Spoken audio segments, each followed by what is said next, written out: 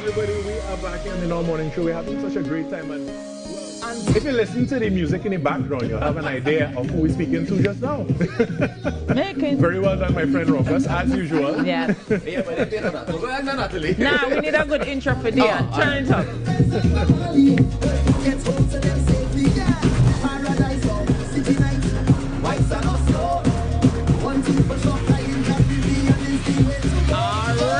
All right. You heard it there.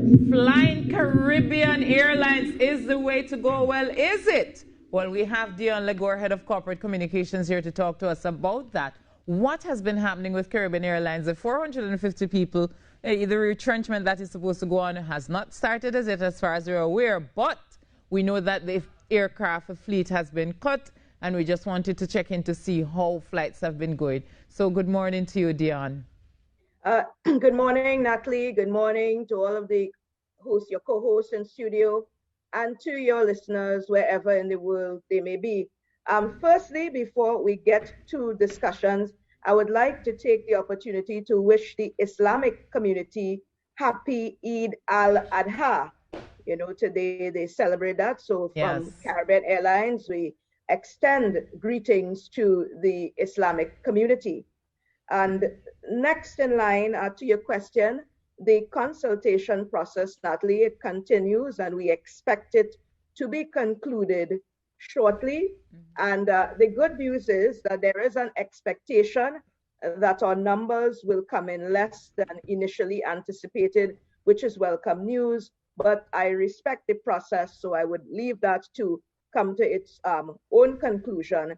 And at the appropriate time, we will certainly make statements as required.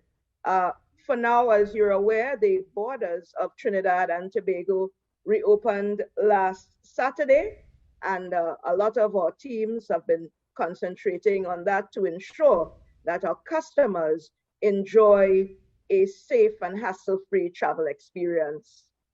Right, but Dion, I think one of the questions that people are curious about is, have there been cuts to flight or even the rolling out of flight so you'd normally have because there's a cut in the fleet?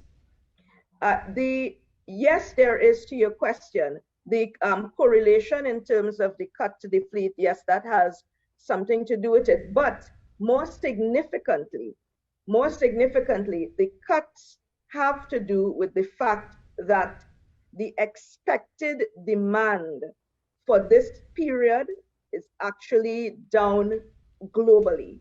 So with respect to us here in the region and with respect to global traffic, we are operating a reduced schedule, but this is coinciding with the predicted trend of decreased demand, and all of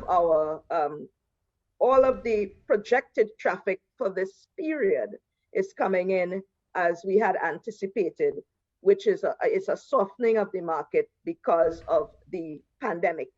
And what about regional travel? Are we having that same reduction in demand for flights across the region? Well, we're actually trying to better connect the region, even within the context of the pandemic, because you would be aware, within the Caribbean, there are no bridges. So we are doing our best there to fill gaps and to ensure that our people are connected. More so, we also want to ensure the stimulation of commerce, Natalie, because within the region, the movement of goods and services is something that is critical. So I would shift there, for example, to the fact that throughout the pandemic, our cargo operations continued. And as a matter of fact, we were able to operate cargo services. And in addition to which, what happened, we increased cargo capacity in some areas.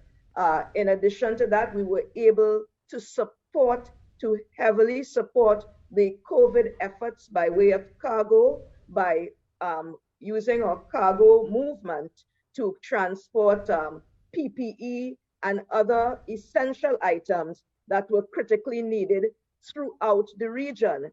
So, you know, that old adage, when life gives you lemons, you make lemonade. Some people would encourage splashing a bit of vodka or some other spirit into the lemonade.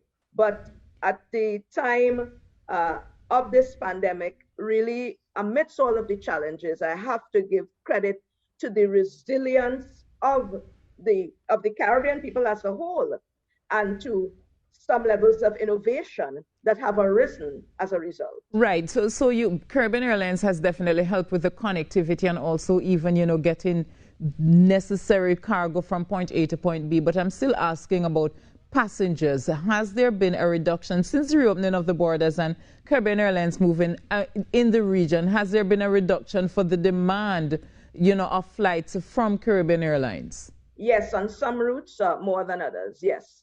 So for example, some of the traffic is what we call directional, where you have persons moving in one direction. So for instance, out of Trinidad and Tobago, there's an initial spike, but that is expected given the period of extended closure that we would have faced. So persons essentially have to move because people travel for various reasons. So if somebody has, for example, residential issues to address in the United States, persons who have medical issues, persons with properties, and then there are some people who experience a level of fatigue and have the capacity to move. And Dion, how has this affected, the cost of airline tickets? Because if there's a demand, how has this affected the cost? Because we always have an issue with costs, especially in regional travel, which is why, I'm focusing so much on that. And we've seen some countries have cut taxes, such as Barbados, I think Antigua and Barbuda. But how has the reduction in demand for flights affected airline tickets and their costs? Well, Natalie, some of it's a point of discussion regarding the taxes. And in terms of tickets, particularly as you mentioned, in the region, one of the major issues that all entities operating in the region face is that of the taxes. So the taxes account for a considerable percentage of airline tickets. And we would welcome if there is an implementation of a reduction in taxes, because this would enable the airlines to have a bit more flexibility. But in terms of demand, I can say at Caribbean Airlines, what we are seeking to do is to ensure that there is a level of balance and value added with respect to our fares. You would recall prior to the pandemic, Caribbean Airlines introduced a family of fares, which offered customers the opportunity to, as it suits you, you fix your fare as it suits you. So for example, persons who travel light, they would have could benefit from the light fare. There is the classic fare, which allows you to have your one bag.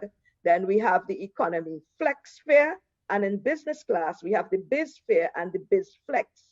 So at Caribbean Airlines, we still have that suite of fares to enable persons to get that added degree of flexibility that they may require. But Dion, we have seen where some Caribbean islands, I think, as I said, Antigua and Barbuda, and I think last night I saw Barbados, who have cut those taxes. I think Barbados up to by 50%, according to the report that I saw last night. How soon will we see that affecting, seeing that reflected in the fares that we see from Caribbean Airlines then? Because if at least two countries have cut their taxes, shouldn't we see a reduction in the cost for tickets? Eventually, that is something that would have to be looked at, because, again, Natalie, putting fares together is not necessarily the most straightforward issue. So in addition to taxes, you also have different types of fees. And a lot of the elements are elements over which the airline has little or no control. So you have taxation on one end, you have particular fees on another. And at this time, we have a very competent department that looks into how best these fares can be managed. So again, it's something that we're looking at. And you also have to remember too that fares, an element of the calculation of fares is also driven by demand and supply. So it's different factors that influence how things are calculated. But I assure you, at Caribbean Airlines, what we aim to do is to offer our customers value for money and a positive travel experience within the confines of the elements over which we have control. So with demands low now, are we seeing that reduction in the cost of tickets? Because normally when the demand is high, to me, it seems as if the cost of the tickets are high. So with the demand now reduced for travel, are we seeing a reduction in the cost of tickets to travel? But you're also seeing an increase in your operating costs. And some of the elements, as I reiterated, some of the elements the airline has no control over. So all I can confirm is that we are working feverishly to offer value in terms of the fares. But so for example, pre-COVID, your operating costs may have been X, and that would have been including your taxes.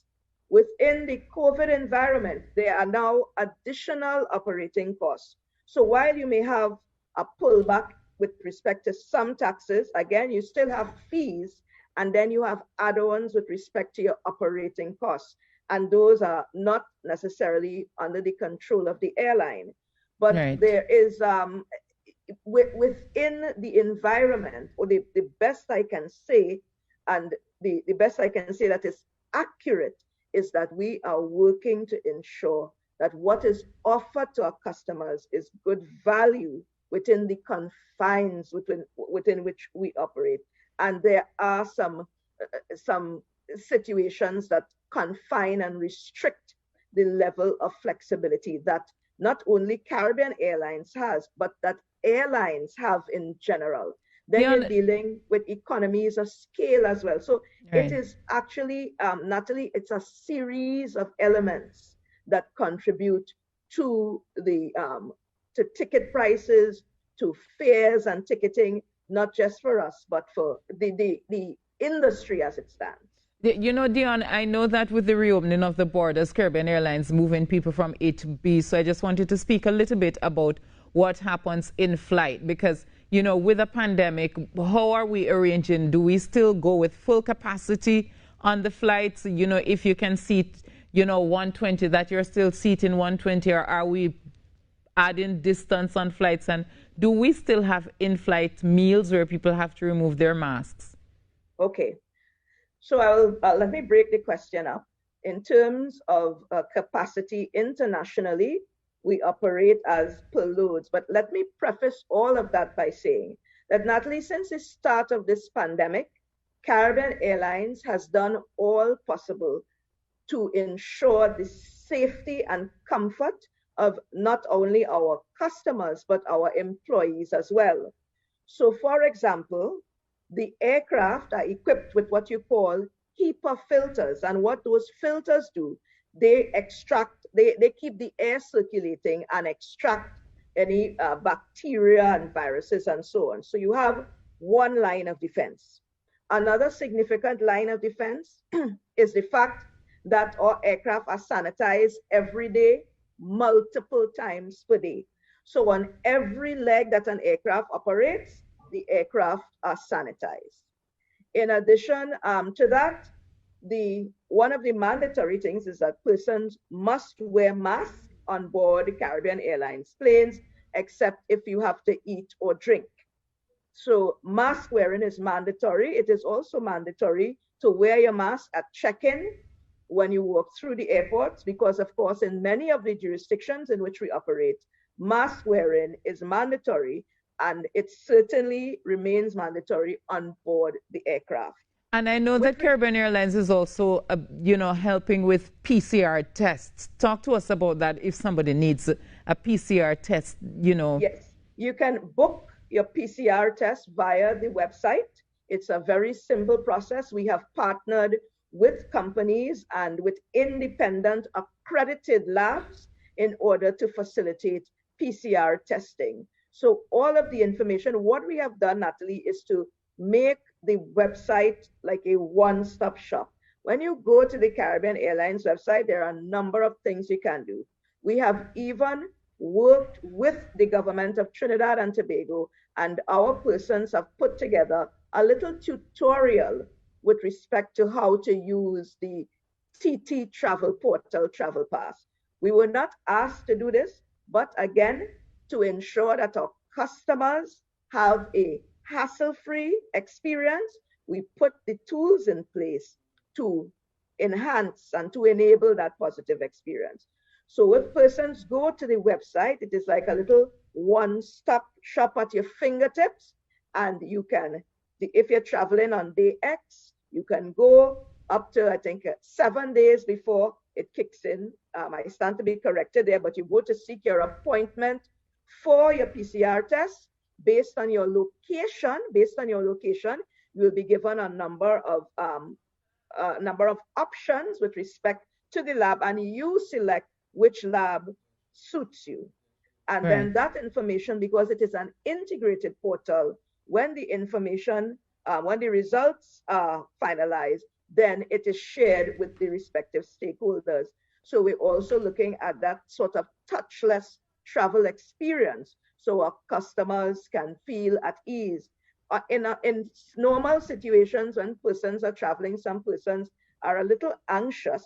So that what we're trying to do now in the context of the pandemic is to make travel easier, even simpler, simplify the process, make it seamless, so that persons, the information is readily available. All right. Then I always Dion, we do have to leave it there. We are out of time. Out of time. Yes, but I do understand what you're trying to say is that Caribbean Airlines is trying to make travel as easy and simple for the customer as much as possible. Correct. So thank you so much for speaking with us this morning. Thank you. And Natalie, you know I'm at your service. So if you all require further information, please feel free to call us. Always a pleasure, Dion Legore. Yes. Dion Legore, Head of Corporate Communications at Caribbean Airlines, just trying to make travel easy. But she's saying, you know, what I really wanted to find out is if, you know, the cost of travel was really cheaper. But too many things that seem to be involved. She said your operating cost is more, but, you know, then you have to think about the taxes from all the regional governments and all of that. So and really and truly. And all them things, of course, every time they have to clean the plane is a cost. All right. We have to take that break. We'll be back with you.